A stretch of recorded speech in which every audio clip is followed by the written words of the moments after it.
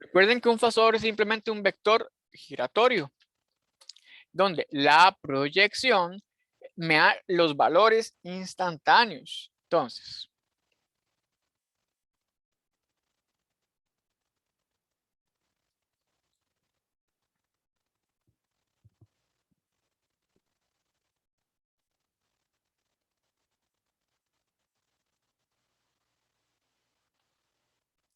ahora vamos a hablar del fasor de inductor. Igual, vamos a asumir corriente alterna. La corriente alterna va a ser la amplitud de corriente por el coseno de omega t. Recuerden que la diferencia de potencial en un inductor está dado por la ley de Faraday-Lenz, que en este caso, cuando hacíamos un poquito de álgebra, llegábamos que la diferencia de potencial en el inductor era la inductancia por dI dt. Pero que sí, y es todo esto. Por tanto, en lugar de I, voy a poner la expresión para corriente alterna. Y la derivada de coseno es menos seno, obteniendo esto.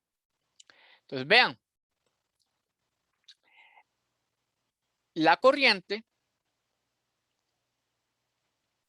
se escribe con una función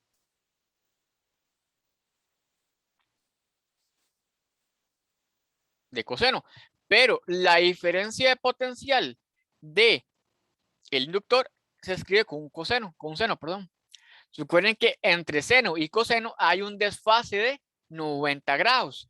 Por tanto, el fasor de voltaje para diferencia inductor se encuentra a 90 grados del fasor de corriente. Recuerden, los fasores son vectores giratorios. Y por otra parte, la proyección del fasor de voltaje para el inductor es el valor instantáneo. Recuerden que las minúsculas son valores instantáneos, es decir, funciones del tiempo.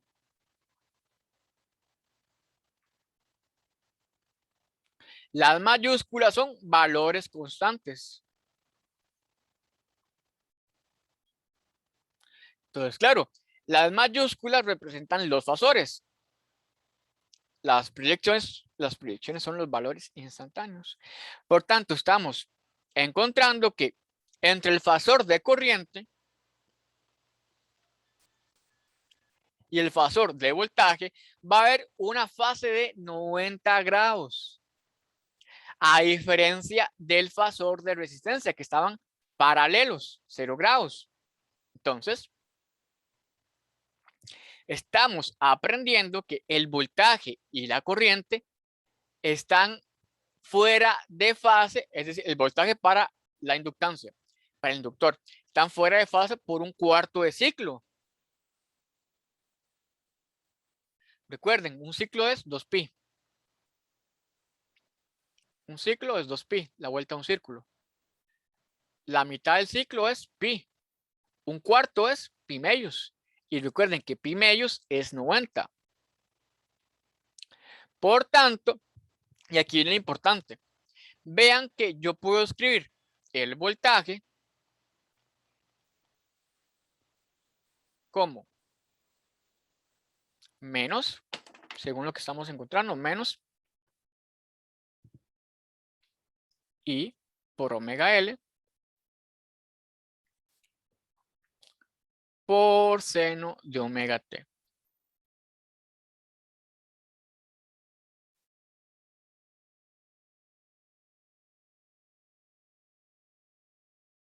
Pero hay una propiedad trigonométrica.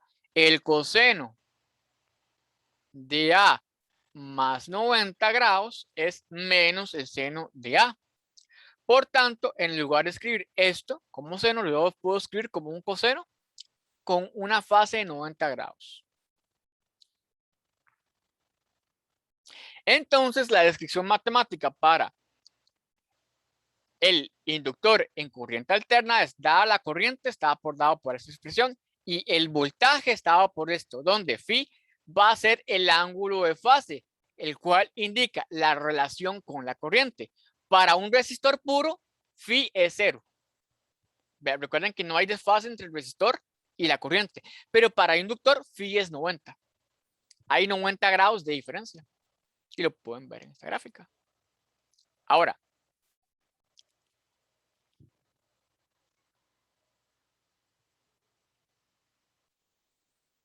vean que habíamos demostrado esta expresión,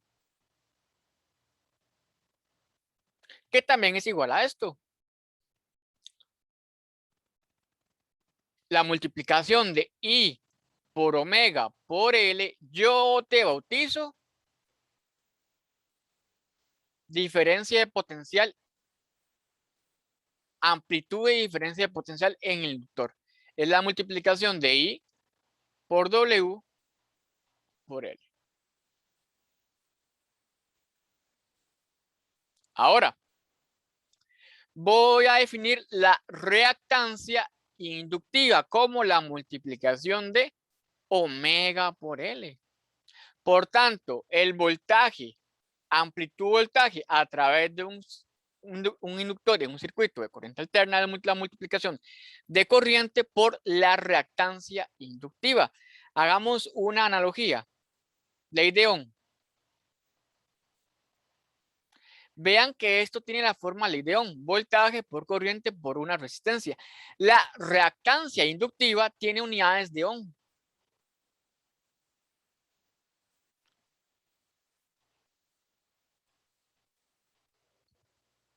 Actúa como si fuera una resistencia de corriente en el inductor. Entonces, en resumen, ya podemos hacer una descripción matemática de un inductor en corriente alterna. El voltaje instantáneo está dado por esa expresión, donde todo esto es la amplitud de voltaje mayúscula, y esto, la multiplicación de omega por la inductancia, es la reactancia inductiva que va a actuar como una resistencia. Entonces, vamos a preguntarnos, ok, pero ¿qué significa la inductancia, la reactancia inductiva?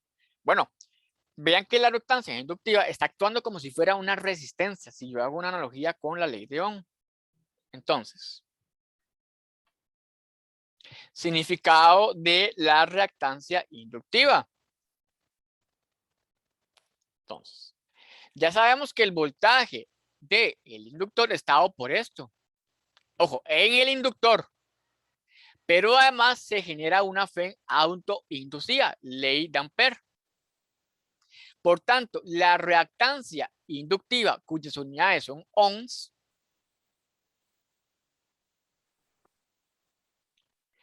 y la fe autoinducida se incrementa cuando la variación de corriente es mucho más rápido.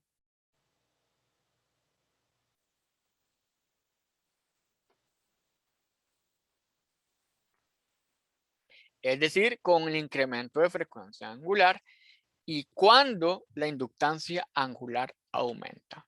De nuevo, ¿cuál es el papel de la inductancia, de la reactancia inductiva? Está actuando como si fuera una resistencia.